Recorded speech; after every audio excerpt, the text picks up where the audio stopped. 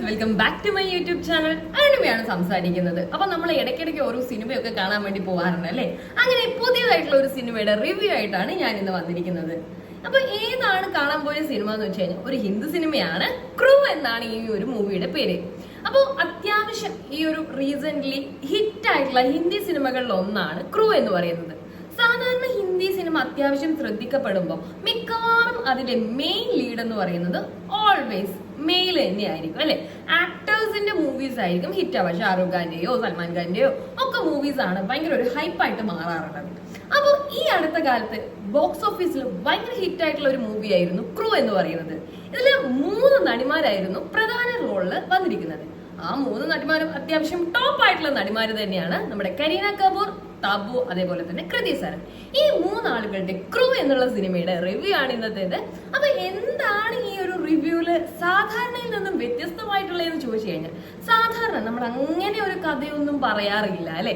പക്ഷെ ക്രൂവിനെ കുറിച്ച്, ക്രൂവിന്റെ കഥ തന്നെ, കഥ എന്ന് പറയുമ്പോൾ ഫുൾ ആയിട്ടുള്ള കഥയൊന്നും അല്ല, എന്നാലും അത്യാവശ്യം സ്പോയിലേഴ്സ് ഇൻക്ലൂഡഡ് ആയിട്ടുള്ള ഒരു റിവ്യൂ ആയിരിക്കും ഇത്. സാധാരണ എന്റെ റിവ്യൂസിൽ അധികം സ്പോയിലേഴ്സ് കടന്നു വരാറില്ല, പക്ഷെ ഇതിൽ അത്യാവശ്യം നല്ല രീതിയിൽ തന്നെ സ്പോയിലേഴ്സ് ഉണ്ട് കേട്ടോ.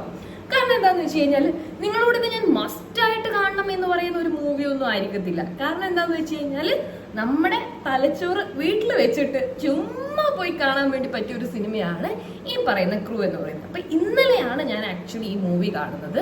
അതും എന്തുകൊണ്ടാണ് പെട്ടെന്ന് ഈ ക്രൂവിന് പോവാ എന്ന് വിചാരിച്ചു കഴിഞ്ഞാൽ, ചുമ്മാ ഞാനിങ്ങനെ വീട്ടിൽ ഒറ്റയ്ക്ക് ഇരിക്കുമായിരുന്നു. പ്രത്യേകിച്ച് ഒരു പണിയും ഇല്ല, ബോറടിക്കാൻ തുടങ്ങി. അങ്ങനെ ഇരിക്കുമ്പോഴാണ് ഞാൻ ഈ ഒരു സിനിമയ്ക്ക് പോവാന്ന് വിചാരിച്ചത്. പോരാത്തതിന് ഇവിടെ വൻ ചൂടും, കുറച്ചു നേരം ഈസിയിലൊന്ന് റിലാക്സ്ഡ് ആയിട്ട് പോയി ഇരിക്കാലോ എന്ന് വിചാരിച്ച് ഞാൻ കണ്ടൊരു സിനിമയാണ്. പക്ഷെ എന്തായാലും അല്ലെ, ഈ പറയുന്ന നമ്മുടെ ചുമ്മാ നമ്മുടെ 3 കിങ്സ്, അതേപോലെ തന്നെ നമ്മുടെ തുറുപ്പുകുലൻ, അതായത് നമുക്ക് ചുമ്മാ ഇങ്ങനെ ചിരിച്ച് എന്റർടൈൻഡ് ആയിട്ട് കാണാൻ വേണ്ടി പറ്റിയ സിനിമകളില്ലേ, പട്ടണത്തിൽ ഭൂതം, ഇങ്ങനെ അതായത് ലോജിക് ഒന്നും ഇല്ലാതെ ചുമ്മാ ഇരുന്ന് ചിരിച്ച് കാണാം എന്ന് വിചാരിച്ച് കാണാൻ പറ്റിയ ഒരു രസമുള്ള മൂവി തന്നെയാണ് ക്രൂ എന്ന് പറയുന്നത്.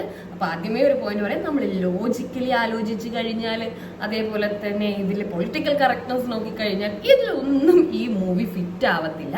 ചുമ്മാ നമുക്ക് ഒരു പണിയും ഇല്ലാതിരിക്കാം, എന്നെ കുറച്ച് ചിരിച്ചൊക്കെ വരാമെന്നുണ്ടെങ്കിൽ അങ്ങനെ കാണാൻ വേണ്ടി പറ്റിയ ഒരു മൂവി തന്നെയാണ് ക്രൂ എന്ന് പറയുന്നത്. അപ്പൊ പേര് ക്രൂ, നമ്മുടെ ക്യാബിൻ ക്രൂസ് ഉണ്ടല്ലോ. അപ്പൊ 3 എയർ ഹോസ്റ്റേഴ്സ്മാരുടെ കഥയിൽ നിന്നാണ് ഈ ഒരു ഫിലിം ആരംഭിക്കുന്നത്.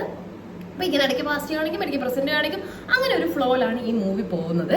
അപ്പോൾ ഇത് ശരിക്കും പറഞ്ഞു കഴിഞ്ഞാൽ ഈ സിനിമയുടെ മറ്റൊരു പ്രധാനപ്പെട്ട പ്രത്യേകത എന്തെന്ന് പറഞ്ഞു കഴിഞ്ഞാൽ, ഒരുപാട് അഡ്വർടൈസിങ് കമ്പനികളെ തൃപ്തിപ്പെടുത്താൻ വേണ്ടിയിട്ട് ഒരു സിനിമ, അതായത് മാർക്കറ്റ് ചെയ്യുമല്ലോ നമ്മള്. അങ്ങനെ മാർക്കറ്റ് ചെയ്യാൻ വേണ്ടിയിട്ട് നമ്മളൊരു സിനിമ നല്ല വിദഗ്ധമായി എടുത്താൽ എങ്ങനെയിരിക്കും, ഏകദേശം അതുപോലെ പറയട്ടെ ഈ സിനിമ.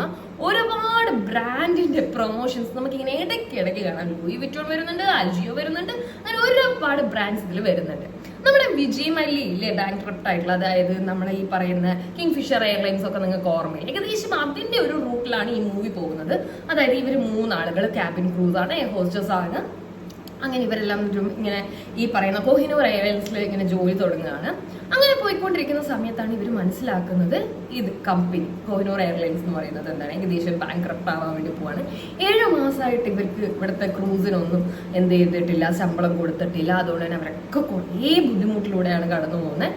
ഈ പറയുന്ന 3 മെയിൻ ക്യാരക്ടേഴ്സും ഏകദേശം ഒരു മിഡിൽ ക്ലാസ്സിലുള്ള ആളുകളാണ്. പക്ഷേ ഇവർ മിഡിൽ ക്ലാസ് ആണെന്ന് പറയുമ്പോഴും ഇവരുടെ വസ്ത്രധാരണം, അതായത് ഇവരുടെ കോസ്റ്റ്യൂംസ് ഒക്കെ അടിപൊളിയാണ്. പിന്നെ ഒന്ന് കരീന കപൂറും നമ്മുടെ താബുവും കൃതി സരനും ഒക്കെ ആണല്ലോ.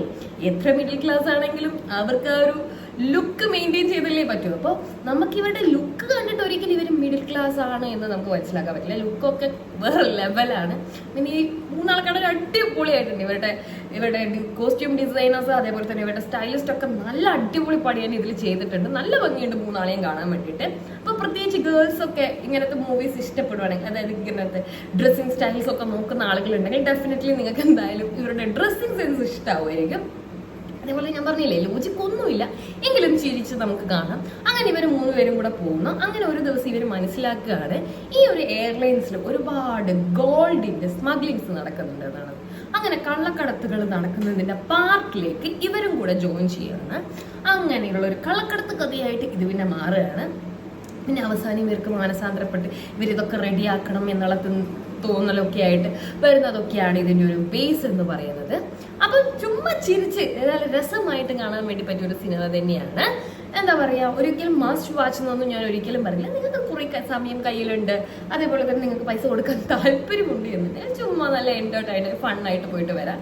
പക്ഷെ ഇതിൽ എനിക്ക് ഏറ്റവും ഇഷ്ടപ്പെട്ട ഒരു കാര്യം എന്ന് പറഞ്ഞു കഴിഞ്ഞാൽ, നമ്മളിങ്ങനത്തെ ഫീമെയിൽ ലീഡ്സിന്റെയും നല്ല സിനിമകളൊക്കെ വരുന്ന സമയത്ത് അതെന്താവുന്നുണ്ട്, പ്രോത്സാഹിപ്പിക്കപ്പെടുന്നുണ്ട്. അതായത് ഇപ്പൊ അത്യാവശ്യം ഹിറ്റ് ആവുന്നുണ്ട് എന്നുള്ളത് നല്ലൊരു പ്രവണത തന്നെയാണ്. പിന്നെ എനിക്കിതിലൊരു നെഗറ്റീവ് പറയാൻ വേണ്ടി തോന്നിയ ഒരു കാര്യം, നമ്മൾ ആദ്യം പറഞ്ഞ ലോജിക്, അതൊന്നും ഇതിൽ എവിടെയും നിങ്ങൾ നോക്കണ്ട. പിന്നെ എവിടെയൊക്കെയോ കുറെ പ്ലേസ്മെന്റിലൊക്കെ കുറെ വ്യത്യാസങ്ങളുണ്ട്, അതേപോലെ തന്നെ കുറെ പ്രശ്നങ്ങളുണ്ട്. ഈവൻ ദോ എന്നാലും നല്ലൊരു മൂവിയാണ്. പിന്നെ കുറെ ഡബിൾ മീനിങ് ഡയലോഗ്സ് ഇതിൽ വരുന്നുണ്ട്. പക്ഷെ ഇപ്പോഴത്തെ ആളുകളൊക്കെ എന്താണ്, ഹിന്ദി സിനിമയിൽ അത് ഒരുപാട് കാണുന്നുണ്ട്. അപ്പൊ അതിന്റെ ഒരു പാർട്ട് തന്നെയാണ് ഈ ഒരു മൂവി. പിന്നെ ഇതിൽ കുറെ പുതിയ പുതിയ ആൾക്കാർ നല്ല രസമായിട്ടുണ്ട്.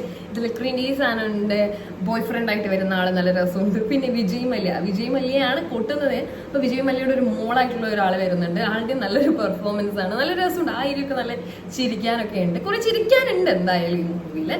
അങ്ങനെ നല്ല അടിപൊളിയായിട്ട് ഞാൻ ഈ മൂവിയൊക്കെ കണ്ടുവന്നു. അപ്പോൾ നിങ്ങൾക്കും ഇതേപോലെ കാണാൻ താല്പര്യം ഉണ്ടെങ്കിൽ നിങ്ങളുടെ നിയറസ്റ്റ് ആയിട്ടുള്ള സിനിമാസിൽ പോയിട്ട് ക്രൂ കാണുക. അപ്പോൾ അത്രയൊക്കെയുള്ളൂ നമ്മുടെ ഇന്നത്തെ കുട്ടി റിവ്യൂ. എല്ലാവർക്കും ഇഷ്ടപ്പെട്ടെന്ന് വിചാരിക്കുന്നു. ഇഷ്ടപ്പെടുവാണെങ്കിൽ നമ്മുടെ ചാനൽ കൂടെ ഒന്ന് സബ്സ്ക്രൈബ് ചെയ്തേക്കാം. നമുക്ക് മറ്റൊരു വീഡിയോയിൽ വീണ്ടും കാണാം. Tata bye bye, see U.